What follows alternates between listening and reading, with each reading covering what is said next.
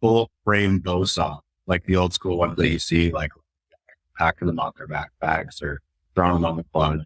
It folds out to that shape, right? Three bar frame. And then it has the blade on the bottom. So we've figured out a way to do all that, but it all folds up into a really nice compact shape. But it's still just as ready to hold the same amount of tension on the blade. It's really light. We use a really high grade aluminum 6000 series. So it's very durable, but lightweight at the same time. Yeah, it's really dependable. Folds out really easy. Uses like a little cam tensioning system that gives you your tension on it. Warning. The 4x4 Canada podcast contains discussion about exploring mountains, camping beside lakes, and enjoying the outdoors. Guests also talk about jumping race trucks side by side, racing 1,000 horsepower rigs across mud pits, and jumping monster trucks over stacks of buses. None of this is for the faint of heart. The 4x4 Canada podcast is not responsible for bringing out your inner adrenaline junkie or making you want to get out there and explore the back roads from coast to coast. The 4x4 Canada podcast is not responsible for broken parts due to jumping your vehicle, hitting mud poles too hard, crossing deep streams, and doing other dumb shit.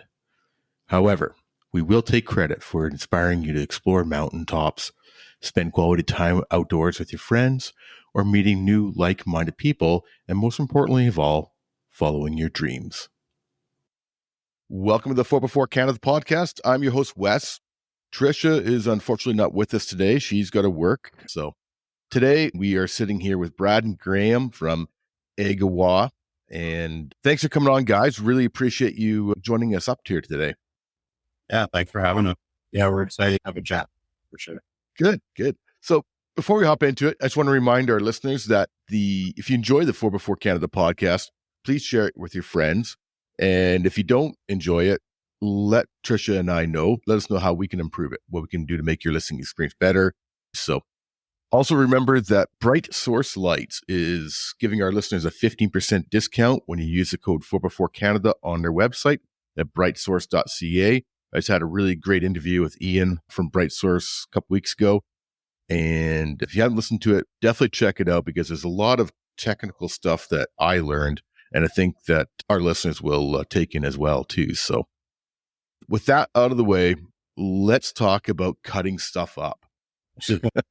So Agawa is a Ontario-based company that makes high-quality folding saws and axes. We'll put it in the show notes, but people can reach you guys at agawagear.ca and Agawa Gear on Facebook and Instagram and YouTube. And that's spelled AGAWA. So Brad and Graham, I've been looking at your folding saws for a bit, and now your new axe has just come out. And I know that you guys came from a backpacking or canoe camping background, from my understanding. But to me, your products are perfect for the overlanding guys. They fold up nice and small, take no room. I mean, I've got my big 3-foot-long axe kicking around the back of my vehicle, and it takes up so much space. And your axe folds into the size of a hatchet, basically, and we'll get into that in a second. But I honestly think that your guys' gear is perfect for the overlanding guys or the dual sport, guys carried on the dual sport bikes as well too, right? For the saws and that. So I want to get into your products, especially the new axe. But first, I want a little bit more about you guys and the company. Agawa, as I understand it, comes from a place, right? It's not just a fancy made-up name. Yeah. Yeah. So basically, the name comes from an area in Ontario. And this is a place where a lot of people from the area go and do paddling trips, hiking trips. Beautiful. There's a beautiful train ride you can take through the area. So very scenic. And really the name is conjoined with the company through, there's 2 other owners in the company as well. They're a little bit older than us. And that's kind of how they started their backcountry adventure sort of foray into that world. Them and a bunch of buddies. That was their big first trip that they all went on. So very memorable for them. And just a beautiful scenic area that really represents the backcountry well in Ontario. Yeah. So it's kind of how that whole friendship and journey started for those 2 guys. who then, through meeting us and me and Graham also being out in these backcountry, they've kind of passed down that love to the area as me. I've seen some pictures.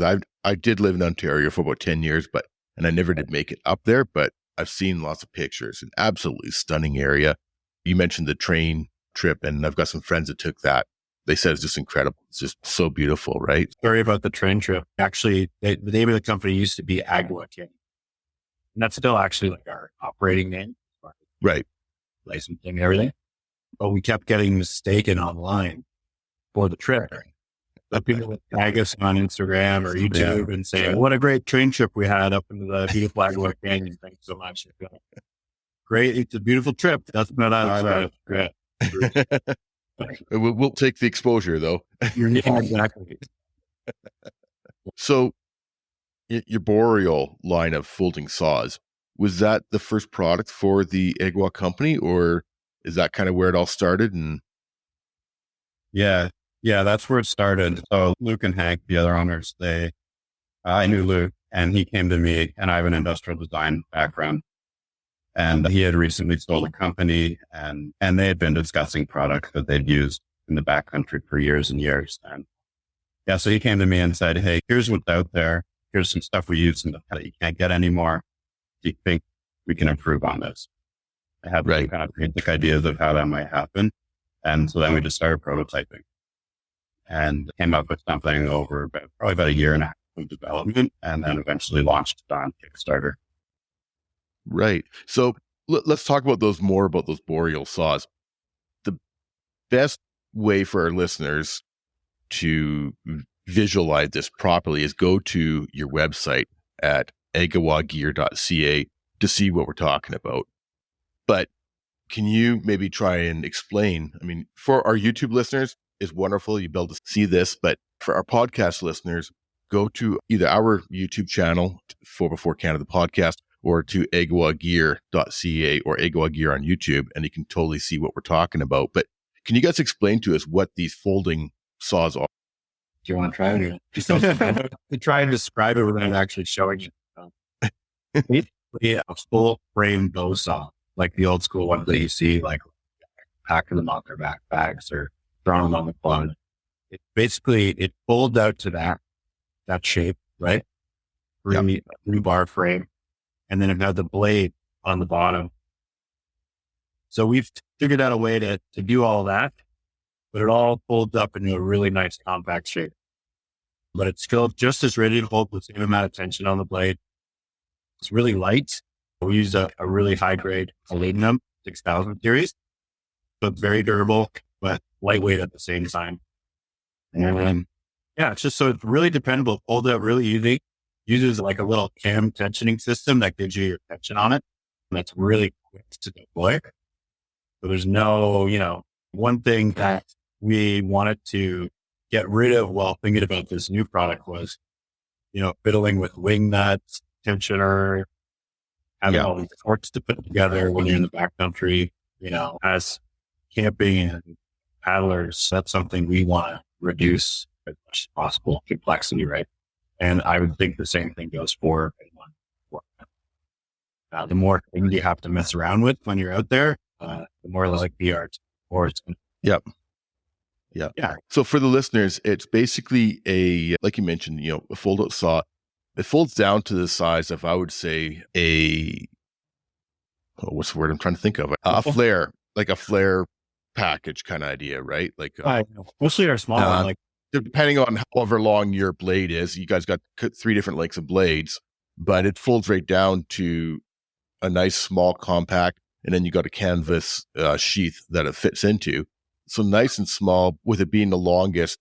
I guess the blade is the longest thing, so up to 20 inches or 24 inches, and then it's I guess a couple of inches square after that point, right? So, and you basically unfold it, and then like you say, there's that cam that it pops over top, and that's what keeps the tension on it nice and tight. So now I did see a video on YouTube where the blade was being made. Are you guys' blades all actually handmade? Not all of them. Yeah, we have a all-purpose blade. That's the one that has the sharpened triangular shapes, and then kind of a U-shaped breaker. It sticks out as sawdust for when you have green wood or stuff that might be more sappy. It helps clear the path so it doesn't bind. You get from Sweden, the hunter blade, which is a bone blade. Yeah. Yeah, they're like traditionally, so that's what you'll see on 90% of bow saws that you buy in a store. Right. So for us to kind of get one made for us, it didn't really make sense. They're so readily available. We just wanted to make sure we sourced kind of the highest quality. Yeah, definitely. Definitely. Yeah. So we do have an aggressive blade where it's a little bit coarser tooth pattern. So they're a little wider, a little deeper, and the gauge is a little thicker as well. So this one we have made a couple hours from us north of Toronto. Okay, that's probably the YouTube video that I saw then. Yeah. Was so this is from a Mennonite family. And they make them and ship them all over to different Mennonite communities. And luckily we got to meet them and they were willing to do some custom sizes for us. But it's a really cool pattern, amazing process. They're running the machine off belts and pulleys and in the beginning they were running each tooth by hand, now slightly more on, but still free. Right. Yeah, that's really neat. So when somebody goes to buy your saw online, I noticed that first of all, there's 3 different lengths, and I think the top one is 21 inches or 24 inches for the longest. 24. 24. And what are the other 2 sizes again? Sorry, I didn't write those down. We have a 15 inch, which is the smallest, and the 21 is kind of like right. And that's the first size we came out with. That's kind of the perfect. Whatever. Yeah, exactly. I think that would be make most, that or the 24 would make the most sense to us 4x4 guys. 15 inches, this still works great, right? But sometimes we run into, larger logs when we're trying to go on these back roads and that. So, like moto, like we right. Guys. Yeah, they they need as much room as possible, and for sure. So when you go to order them online, so you obviously got 3 different lengths, and then you've also got a choice of the blade that you get. What is the most common size-wise that guys are getting, and what is the most common blade that people are ordering with it? The most common is the 21 inch. Yeah, still 21. Yeah, that was the only one we launched at first.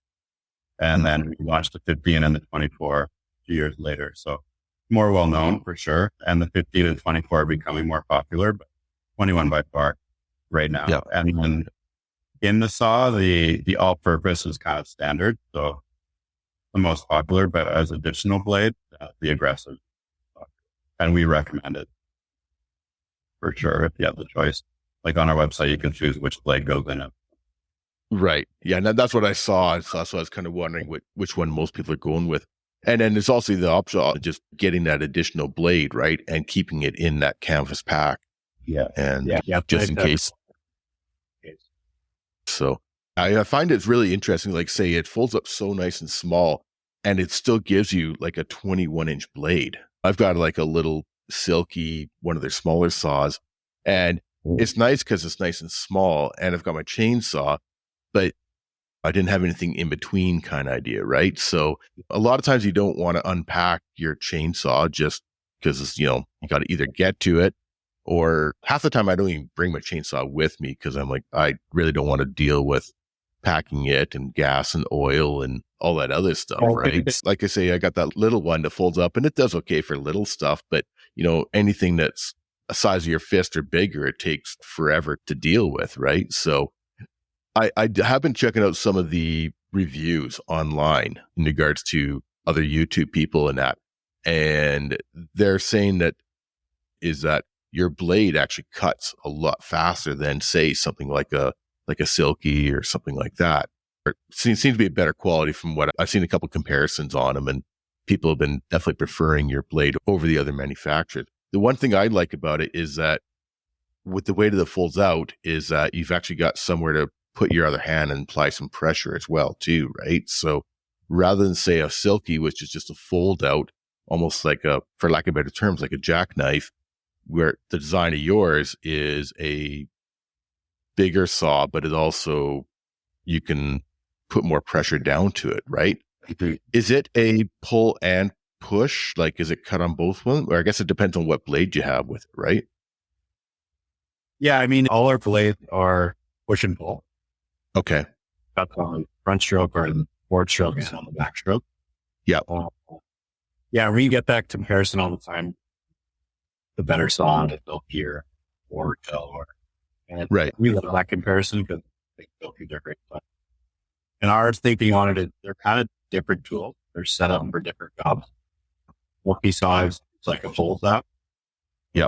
It's for living, right? But it can certainly go through many different types. Some of their big saws are, we would never even attempt either to get more than most of. Yeah, and ours is really set up for bucking wood ergonomic. Right. It's much different, a silky, you're kind of holding like this and sawing. For our saw, we have a much nicer grip for kind of coming down on it a Yeah. bit more. Yeah, so it's really a conversation about ergonomics. How you're going to be using it. Yeah, so it's we're both tool guys as well. So the more tools in the kit, the merrier, right? We always there's always the right tool for the job. I think yours is definitely a great, like I say, I've used my Silky, but it's more for the smaller stuff, right? Getting some of these smaller 1/4-inch trees or 1-inch trees, whatever. And it works fine for that. But, anything bigger than that, it's just, and I think it's all down to the design of the saw, like you mentioned, right? So, whereas the Silky is more of a flip out, almost like a jackknife idea, and you don't get the good, and a different blade. It's a pull blade, as you mentioned. So it takes a while to go through anything bigger than, an inch or so.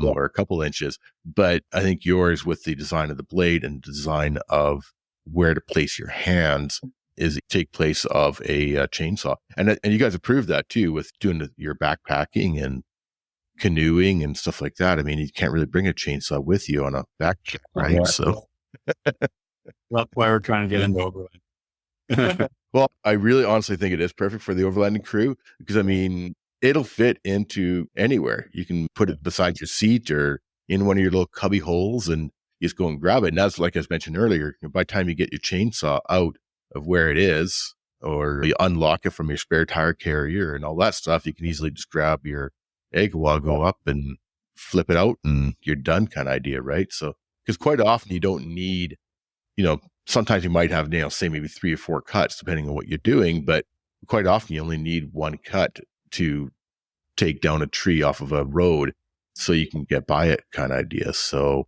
it just makes more sense to go something man-powered sometimes. So now, is there anything that I forgot to mention about the saw before we get into the axe? I guess I always like to tell people, they're wondering what saw. Mhm. I always say, lean on what you can pack. Yeah. The longer the blade you have, more efficient the tool is going to work. So if you can pack the 24, I suggest going with 24, especially if you're overlanding where weight is less of an issue. Yep. You're going to want as much blade as possible. If you can only pack the 15, then that's going to be your option. Still going to work for you, but it's not going to be as efficient as before.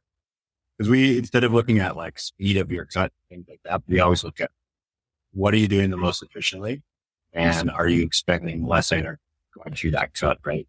Because that's always kind of the important thing that I think of. How much energy are you get through this wood and what's the best quality? Yeah. So that's kind of Exactly. what I do. Like the more blades you can fit in your pack or your truck or your canoe, take that. Yeah, definitely. And especially you want something that's going to work well for you, especially you get to the campsite and you got to cut some firewood or something like that, right? I mean, I was talking earlier about being on the trail and you got to do 1 or 2 cuts to continue along the trail. But, when you get to the campsite, you might want to be spending a half hour doing some cutting. So you want to make sure that you're getting what's going to be easiest for you to cut that wood with. So Yeah. for sure. Let's talk about your axe. It basically comes as a hatchet size. And then you have an extension that goes on that is held on to 2 clips. And then you can use it as an axe at that point. There's a great video on the Agawa YouTube channel that really explains it better than I can verbally. So definitely recommend going to Agawa on YouTube as well as your website as well. But the axe is a new product you guys have just brought out, and it's currently on Kickstarter still, or is it finished? Is that part finished up? Yeah, the Kickstarter campaign is finished. It is Pre-order- finished. Okay. Pre-order on the Okay. website. Gotcha. Cool. So can you maybe explain the axe a bit better than I am? We had it pretty much right. Like the basic idea of it came up with this because we were always questioning, especially for backcountry trips. You only pack so much. You don't want to pack too much weight, but you want to. Yep. It's like, do we bring the hatchet or do we bring the full side down? That was a question we asked ourselves a lot. So we kind of knew that other campers, other outdoor enthusiasts were probably asking the question. That's where that kind of path to that designing that tool kind of started. Like, okay, what are we missing and what are we always? And then it was like, is it even possible? Yeah. Like, can you make a hatchet that extends to an axe and still performs like both of those products safely? And I had that question as well too. And looking at how you guys have done it with the clips and that, I mean, you always wonder when you get these things that are multi-sized. You take a shovel or you take an axe and they got a pin through it with a cotter key or something like that. And then, after you try them 5 times, everything's all loose, right? So, but seeing it the way you guys have designed it, I think is quite a good design. Maybe you can kind of explain to our listeners how that extension goes on to the hatchet. Yeah, for sure. Sure. Try and explain it as I'm showing here. Yeah. It's always a little bigger than the bottle chain. Yeah. Yeah. This is the Cordura sheet that it comes in. So it fits into the length of the hatchet.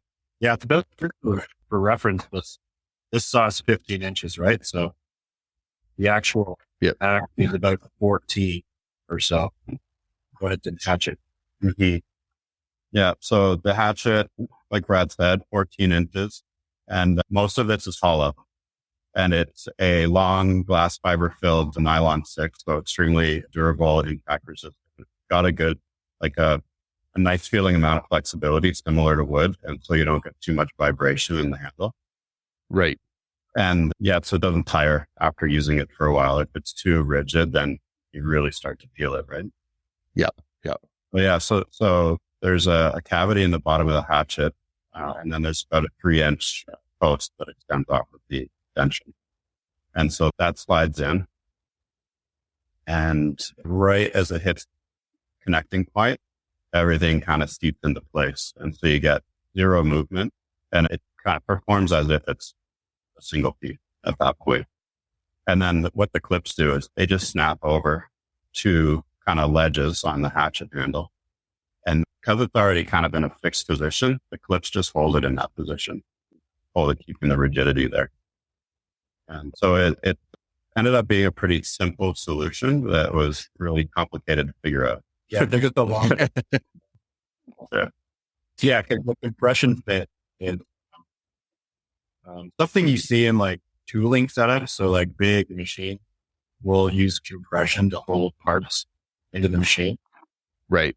Kind of where the idea come up, because we went through like extension handles that popped out of each other, holding handles that clipped together. We looked at pins, like you mentioned before. We really threw a ton of ideas at the wall. Sticking it up, like, okay, we can make it. That's ultimately, it needed to function as well as the best 26-inch forest neck. When it was extended, it needed to function just as good as the best hatchet, right? Yeah. So, yeah. That joint idea kind of, when we came up with that, we were like, okay, this is not really big.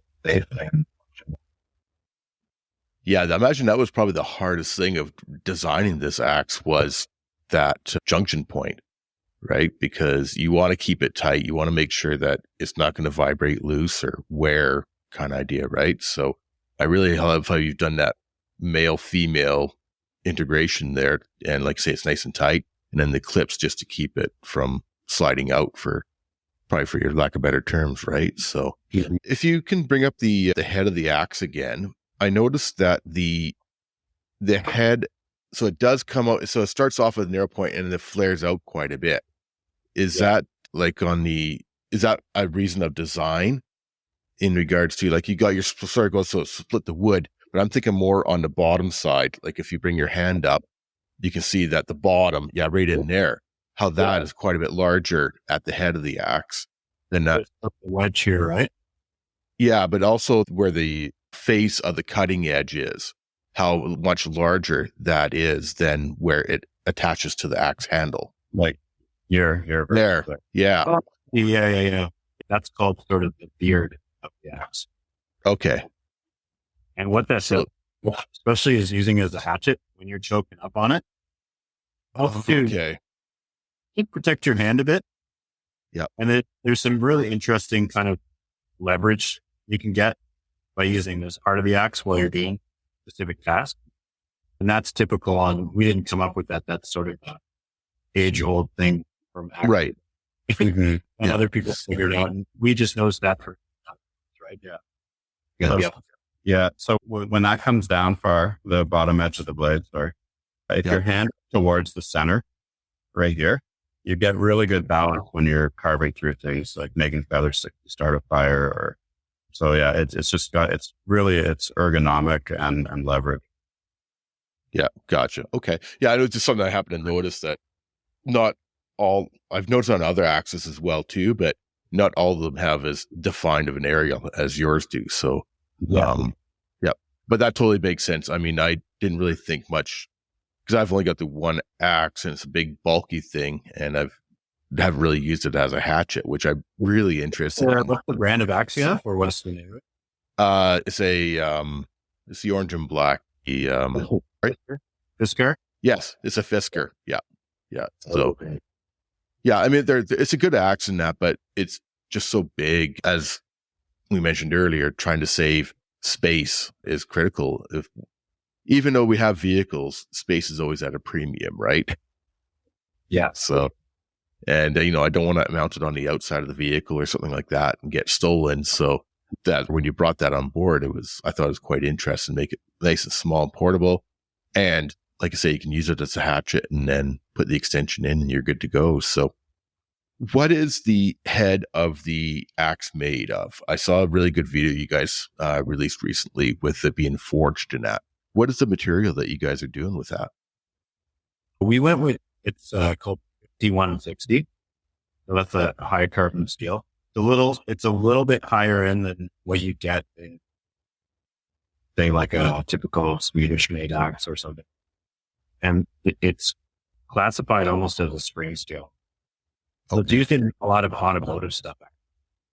So what that means, simply, it's very durable and you can heat treat it. So it basically holds up well under, impact. It's got some qualities to it that when it does impact something, it's, like a spring, it has the ability to take on that force. It also holds an edge for a very long time, but it's still not too hard so that you can put an edge on it when you hit a rock or something.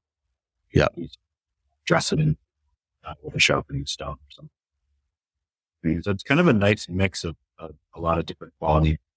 And it has been time tested through different other axe companies that have used the same steel. Right. Right.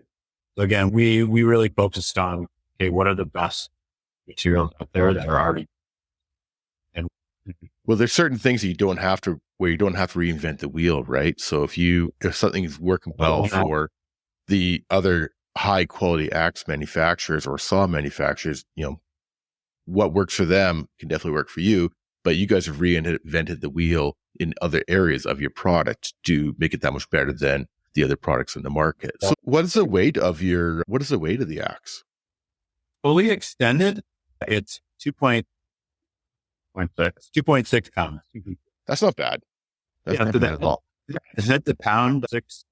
And then the handles don't have much. Right. So yeah.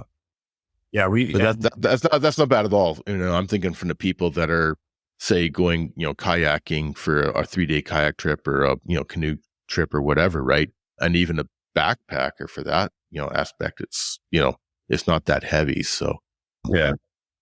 And it's kind of right on the edge where it's not too heavy to use as a hatchet, and just heavy enough to do some real splitting. yeah. Cause I was just thinking about the axes I've used over the years, and I've used everything from the small hatchet, which is light, but it doesn't do anything when you trying to chop big wood, right? When works fine as a hatchet, but it doesn't work as a chopper. Exactly. Yeah. But, I've also had splitting mauls they feel like they're 20 pounds when you're trying to do them all day. Right. So, but no, that's a nice weight, 2.6. So the typical of same size wooden handle axe. Right. Or for example, like a Grand Sport 26-inch force axe. Basically, I think we're a touch lighter. Yeah. But that was kind of our gold standard. Okay, we can't be heavier than. So, and I thought for what it is, I thought it was priced quite reasonably. Sometimes, you get a high quality product and you're like, oh man, this is going to cost me like $500 kind of idea. Right. But it's some new ideas in there, and I thought it was quite reasonably priced. What are you guys selling that for these days now? It's $225 US and $275 Canadian. Yeah. It's discounted per pre-order. Yeah. So it'd be On our website. on the website. Yeah. And then that'll go to 75 once we have all the product here and are ready to ship. Yeah. And I think like I said, for what you're getting, I think it is a great product for a good price. There's definitely other axes out there that are less expensive, but this is just not your typical Canadian Tire axe or Princess Auto axe or whatever, right? Or, Home Depot axe. So I think, for the quality of what your guys design, especially with that whole extra handle and onto the hatchet, I think is quite well. So I think you've hit a number of areas that people can use it for different things, right? So, and then what about, you did mention earlier about sharpening and stuff like that. And you just use a regular, like you would with a regular axe to sharpen if you do happen to hit some rocks in that? Yeah. Yeah. Just like a regular one. Perfect. Beautiful. So the axes for pre-order on the website, what are you guys looking at for an ETA on them? It'll be mid to late December. That's what we're on track for right now. At the latest, it'll be into January, but right now, mid-December is the goal. Yeah. So these are perfect time for Christmas. You should have. I don't pay it, but we hope. We want to pump too much. So if somebody does buy it for a Christmas gift and it's not going to be here for Christmas, you guys can easily send a little note to the spouse saying that, hey, it's on its way. Trust us. Yeah. Yeah, they actually did buy you something for Christmas. They're not pulling your leg. Yeah. We'll you on the way. It's just, there's quite a lot of steps in getting it made. So, oh yeah, we're first big run. So we're going to make sure that everything goes smoothly, but yeah, we're on target. And we're excited to, if you guys, follow us on Instagram and our website, we're kind of like we did with the torch video. We're going to kind of show them as they come up. So yeah, those are on their way here from Ohio right now. Yeah. The axe heads are forged in Ohio, and the process is all done in Ontario, which is pretty cool. Okay, gotcha. Cool. Yeah, we're pretty proud of it. It's going to be the first axe made in Canada and the US a bit. For a while. Yeah. Tools. That's cool. That's the really neat part. I mean, that's one of the reasons for starting the podcast is, to help showcase Canadian companies, right? And the fact that you're Canadian and a lot of the stuff is done in Canada or manufactured in Canada is key as well too. Because as you know, the marketplace is global these days, and we try and help out our neighbors. Yeah, exactly. Yeah. We've used global sources before. We don't have, issues with it. But we like to have a product like this, especially if it's here, it's close. It's just so much easier to keep quality control at bay. We can go visit the manufacturers, we can tell. Yeah, for sure. And there's some things that you can't get away from. It, majority of fasteners and stuff like that are all made, overseas these days. But there's, certain things you can't get away from. But the more that we can support Canadian companies, so even if the companies are importing some of the stuff, still want to support those companies that are warehousing the stuff here and, and that as well, right? So, yeah. Is there anything that we missed that you guys wanted to mention about the saw or the axe? Yeah, I think we hit all the points really on it. Check out our website. We got lots of good videos on products, lots of good reviews on YouTube. Off air, you mentioned that you went down to the Off-Road Expo. Yeah, Overland. Yeah. Or Overland Expo, sorry. Yeah, Overland Expo. So what did you think of that? It was great. It was a lot of fun.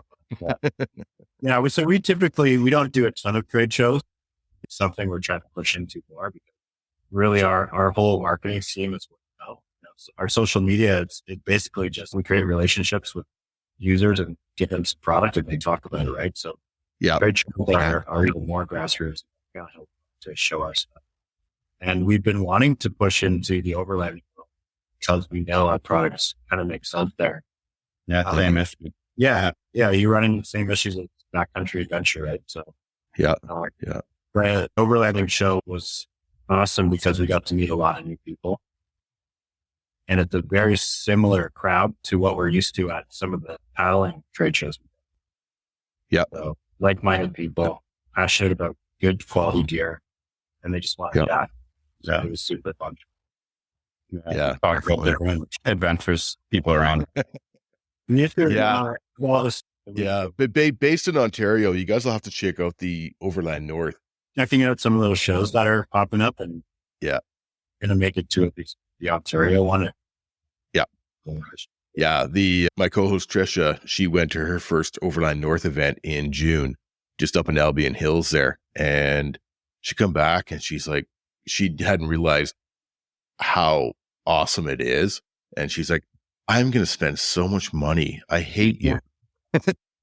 But, lots of great ideas. But like you mentioned, there's so many people that they just want to share their experiences and that. And I think that the Overland crowd, I think, is perfect for your guys' product, whether it be a dual sport motorcycle or whether it be somebody like myself who's got a Tacoma or a Jeep or something like that. And space is always limited on our vehicles. And the more space that we can save, the better.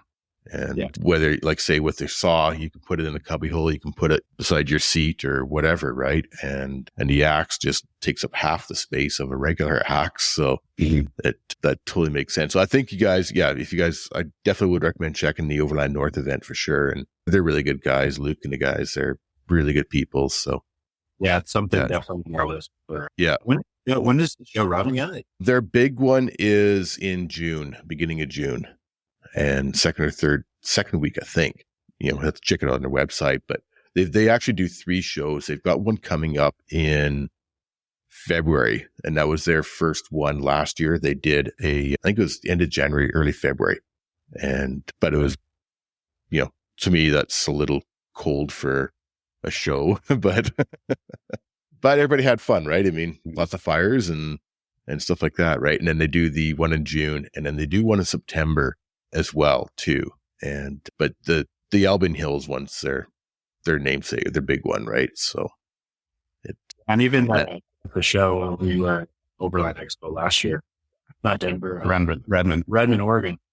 People talking about, especially when you're talking about their company, they were saying how much it's starting to grow in Canada. A lot of the U.S. companies are starting to set up shop up here, so it's pushing it. Yeah, definitely. There's some really good of those expo styles events, even out in BC and Alberta. There's BC and Overland Rally, and there's the Alberta Outdoor Adventure Expo on September long weekend and that. But, I know you can only do so much a year, right? And so much of a budget for travel and a budget for shows and that. But it really starting to see a lot of companies going to these shows, and there's pros and cons. I've done trade shows for years, and there's pros and cons to it. And a lot of times you may not recognize the sales coming from it from 6 months down the road or something like that. But a lot of it's just getting out and meeting the people. But Overland people love their gear.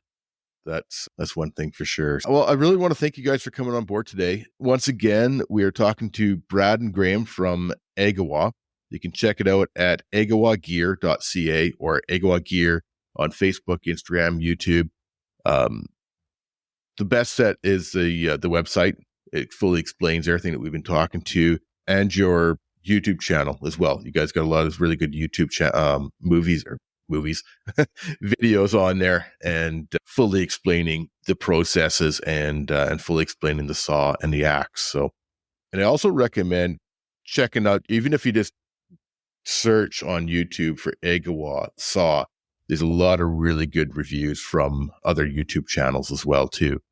And they'll explain things like, say, the differences between a silky saw and an Agawa saw and the push-pull and that, right? So it's kind of nice to see comparisons of them. And from what I saw, everybody was pretty much positive about the Agawa one over some of the other brands. So that was good to see. Well, thanks for coming on, guys. Really appreciate you taking some time out of your busy morning. And I can't wait to see some of these axes out in the world. So sign up for the newsletter on the website. That's going to be the best bet to keep in touch, right? So, as well as the gram and all that stuff. Brad and Graham, agawagear.ca. Really appreciate you guys for coming on board today, and looking forward to hearing about the new cookware and seeing the axe out in the market.